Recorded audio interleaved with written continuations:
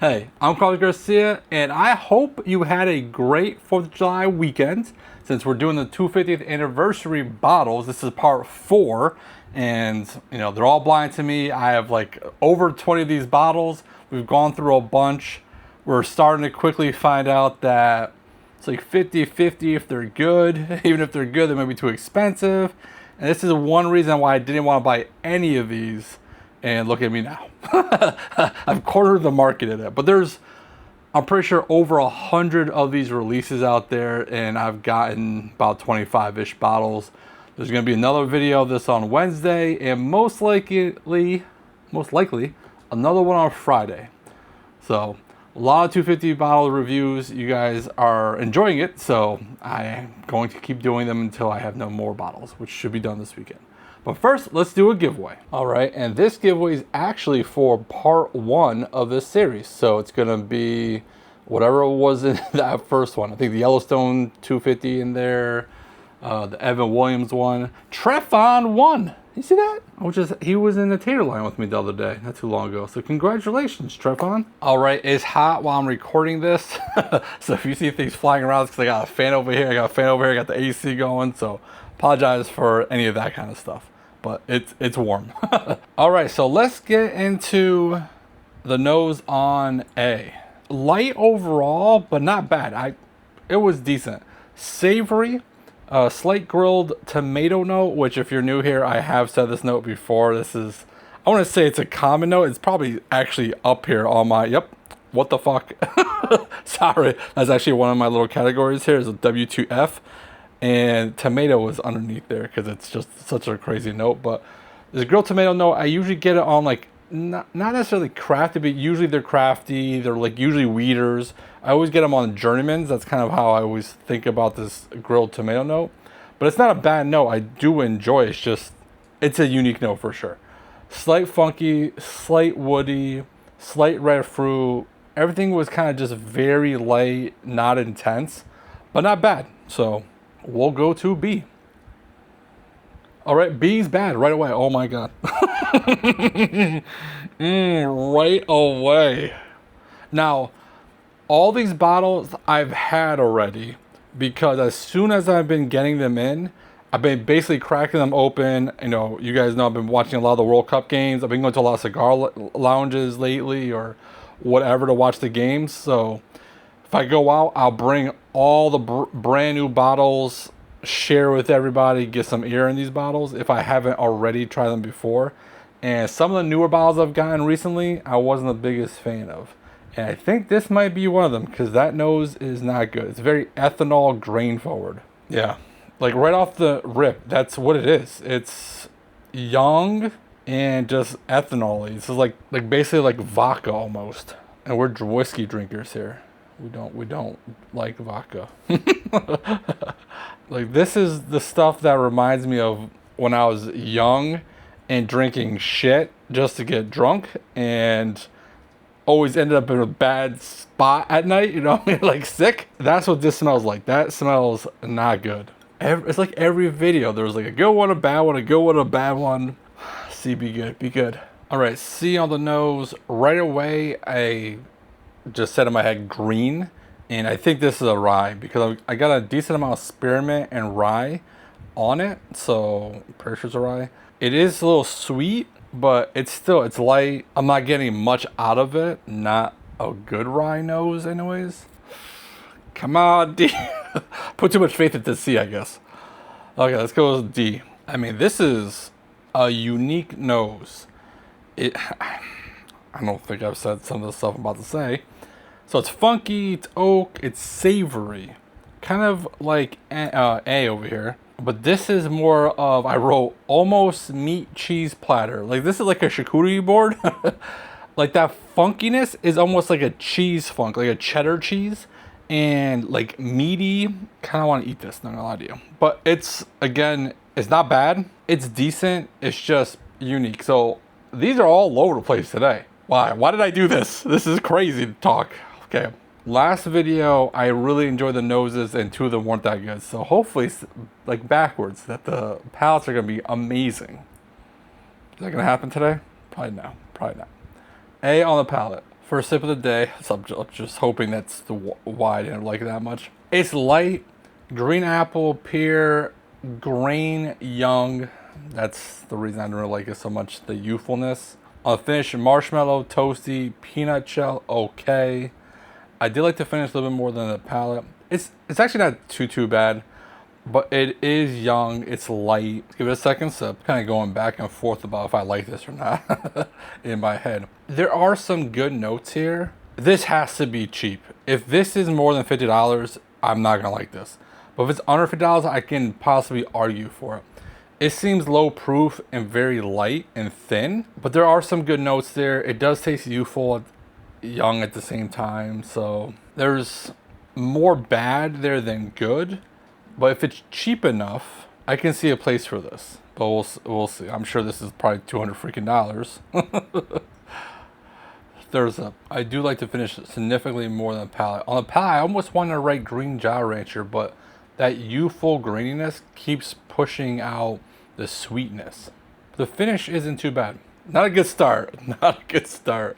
And we've been talking in the comment section over the past 3 parts of this series, and yeah, a lot of people have kind of said what I felt going into this was a lot of it's gonna be a money grab. It's gonna be very gimmicky, and that's why I didn't actually. I remember my liquor store guy messaged me like 2 months ago about a bottle that was $250. I'm like, oh, I'm not trying to get any of those bottles because I just don't think they're gonna be any good. And then somehow I had a couple, and I was like, oh, maybe I should get them all.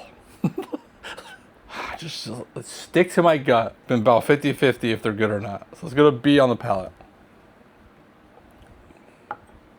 Oh.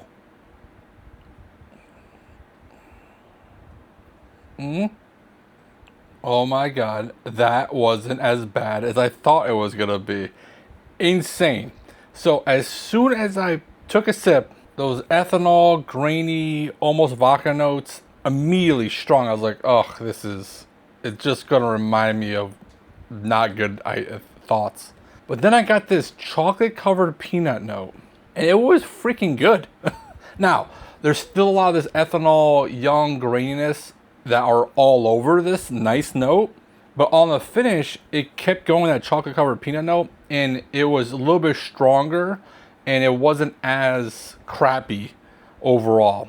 But still, if I wasn't doing this and trying to be as honest as possible and trying to, push through some of the bad notes to try to find something good about it, I would have spit that out immediately because it was that bad. So I can see people drinking this and immediately hating it and not like deep diving into it like I just did. But man, that chocolate covered peanut note was freaking good. I'm not gonna lie, that was not expected, that's for sure. Second sip. All right, more of the same from the first sip, which again, shocking to me.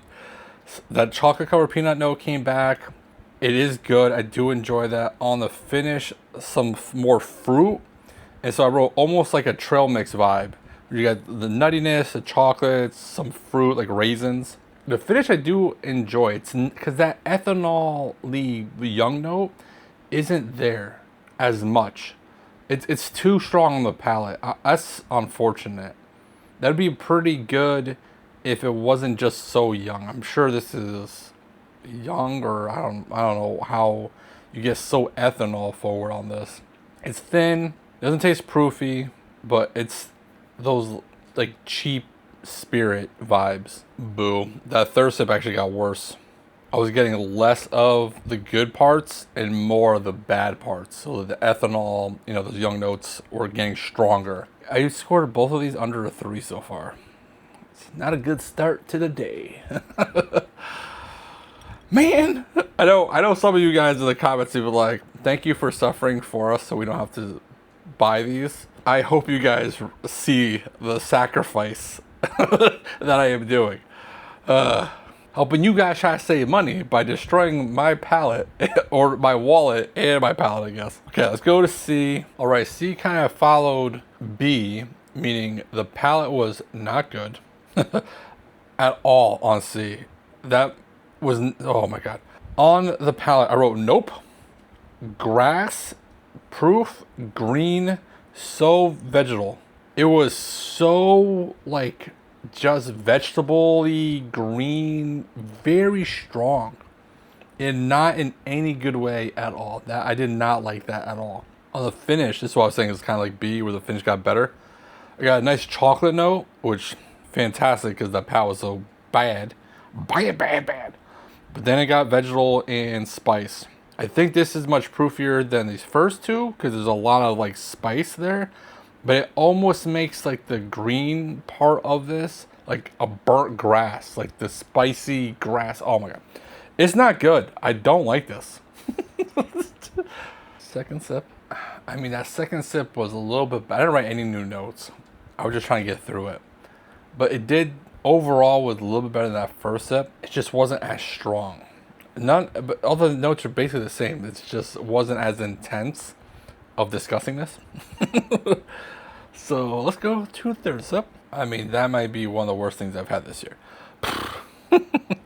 These scores are just getting worse and worse and worse. I wish this was a Wednesday's video. I may have to switch them out. Maybe I'll save this for a Wednesday. Because this might be worst Whiskey Wednesday video if D isn't good. Are these like the worst 250th releases? Is that what it is? We've had some scores under 3s already. But all 3 of these have, I did not like C at all. Please subscribe to the channel if you haven't. Like the videos. Comment. Please make this worth it for me. D on the palate. All right, D. It's not like amazing or anything, but it's just significantly better than these first 3. But there is still something a little bit off on the palate. On the palate, oak, something's a little off. I wrote that. Char proof on the finish. Oak char proof. It drinks hot. I don't know what the proof is on this, but I think it's pretty high. None of these are hazmat, but I think it's close to hazmat. I don't know what the highest proof one of these are, but it drinks hot. There's just not a lot of good flavors there. It's coming off as like the best out today, but that's the lowest of low bars. But we'll see. I feel like maybe that first sip is, coming off of kind of me not being so happy with the rest of these. So we'll see. All right, that second sip got better. The finish, again, I like better than the palate, kind of like the theme today. I did write nutty, drying. Again, it's drying out the tongue a little bit on the palate. Darker, overall, a darker pour. It's not bright. On the finish, I wrote peanut butter, darker. It's not overly complex or anything. And it's not something I would really, I don't think, enjoy too much. It does drink a little bit too hot, I think.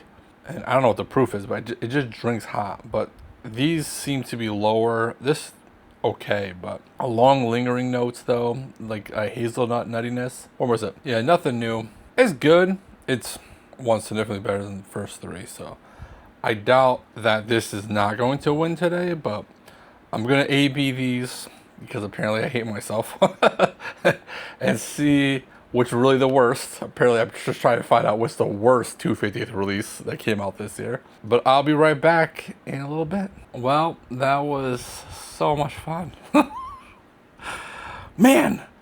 So let's do the giveaway. If you guys want to drink some of these, I might do several giveaways on this video. And none of these are cheap bottles. Nope. Why would they be cheap bottles? Because they're not that good. So if you want to enter, like the video, subscribe to the channel, and comment with 250 part 4, all one word. Looking up the prices, I was like, son of a gun.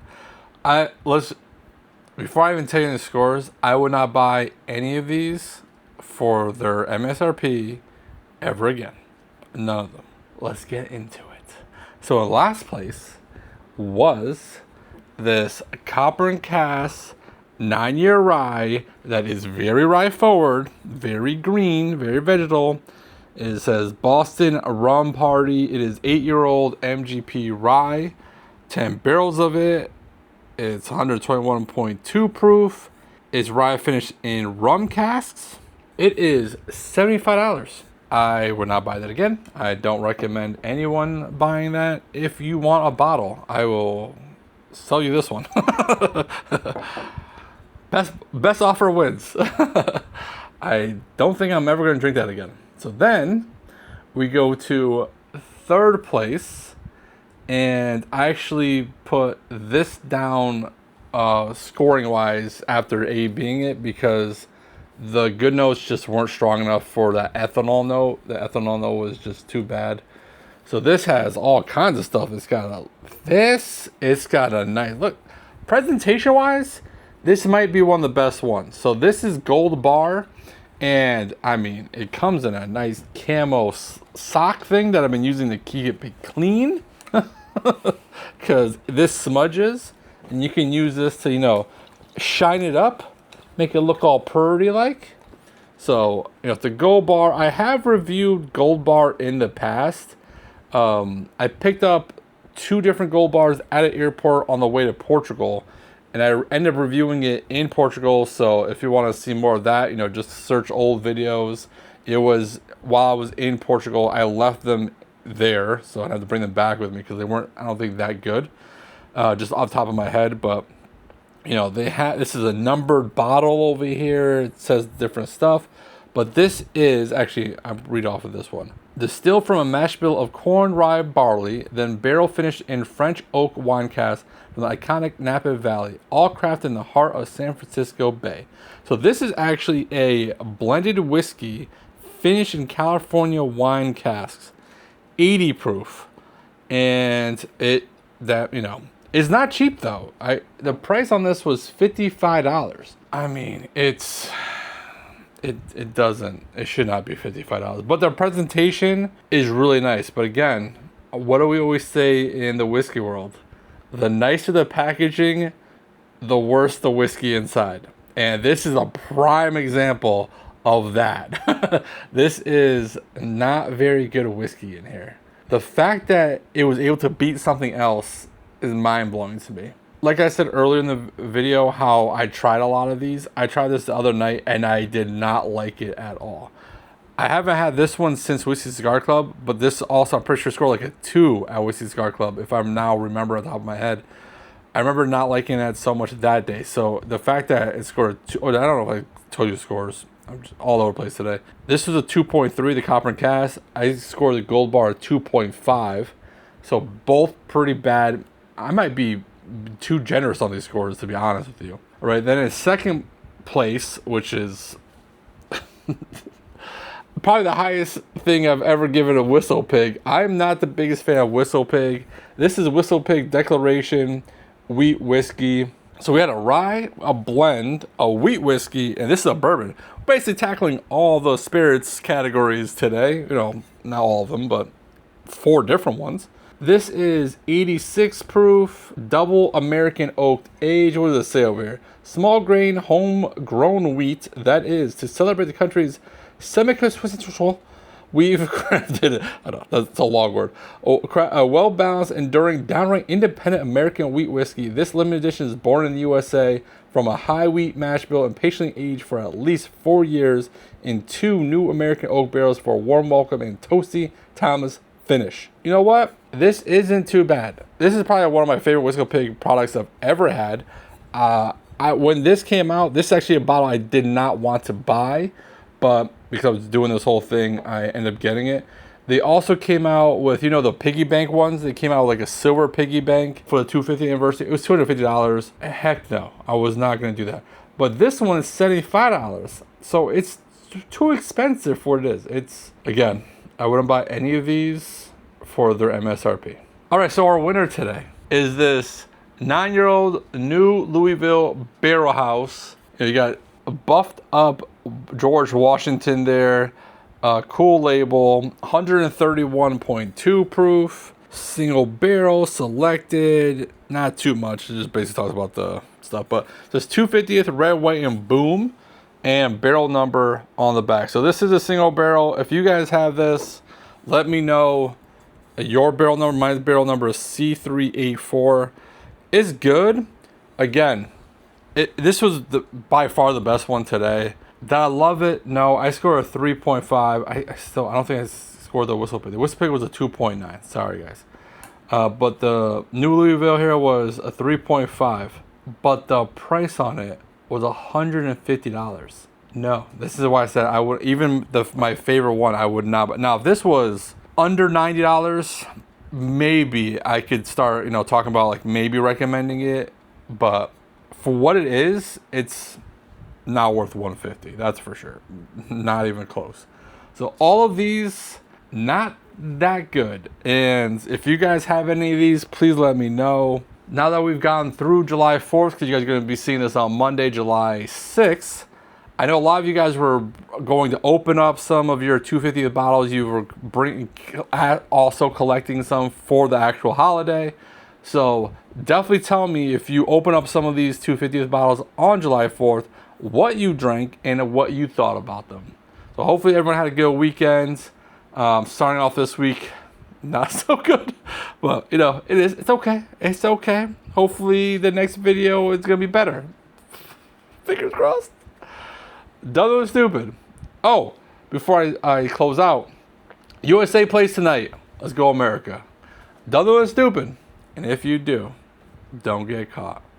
Bye.